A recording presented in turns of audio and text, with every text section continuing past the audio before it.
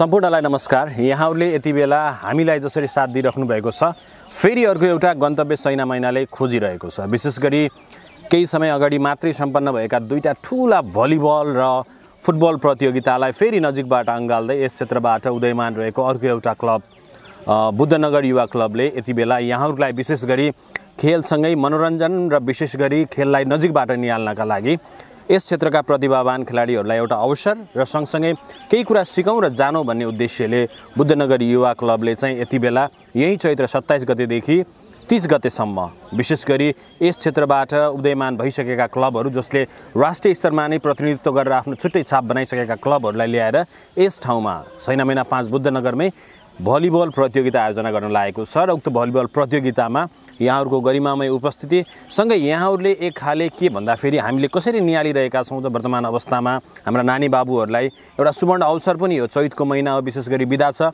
अन्य क्षेत्रमा लागिरहेका नानी बाबुहरूलाई यहाँहरूले यो खाली समयमा यहाँहरूले सदुपयोग गर्नका लागि र भलिबल जुन नेपालको एउटा राष्ट्रिय खेल पनि हो त्यसलाई अझै नजिकबाट निहाल्नको लागि र अँगाल्नको लागि यहाँहरू आएर यो खेललाई अवलोकन गर्दै यसलाई सभ्य र भव्य रूपमा सम्पन्न गर्नको लागि साथ सहयोग पुर्याउनु हुनेछ।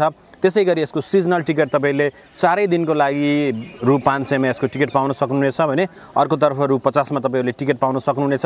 त्यसै गरी विद्यार्थीहरूका लागि पनि छुट राखिएको छ। सँगसँगै बालबच्चा र वृद्धहरूका लागि र विशेष गरी अद्भुत क्षमताका धनी, यो शब्द बोल्दै गर्दाखेरि को रहेछ भन्ने होला, अपाङ्ग र विशेष कारणले आफ्नो जुन जस्तो प्रकारको उहाँहरूको शरीर हुनुपर्ने त्योभन्दा अलग रहेका व्यक्तिहरूलाई चाहिँ विशेष गरी निःशुल्क रहेको कुरा पनि हामी यहाँलाई जानकारी गराउन चाहन्छौँ। यही चाहिँ चैत्र 27 गतेदेखि 30 गतेसम्म राष्ट्रिय स्तरमा नै छुट्टै पहिचान बनाइसकेका खेलाडी तर उहाँहरूले प्रतिनिधित्व गर्दै हुनुहुन्छ विभिन्न टिमहरूको। यहाँहरू सम्पूर्णलाई हामीले यो खेल अवलोकनसँगै यहाँहरूले साथ सहयोग माया स्नेह र यो ग्राउन्डमा आएर यहाँहरूको उपस्थिति नै हाम्रो लागि ठुलो सहयोग रहनेछ भन्ने आशा गर्दै यहाँहरू माझबाट चैत्र 27 गते यसै ग्राउन्डमा फेरि भेट्ने बाचासहित मलाई भने आज्ञा दिनुहोस्। जय भलिबल, नमस्ते।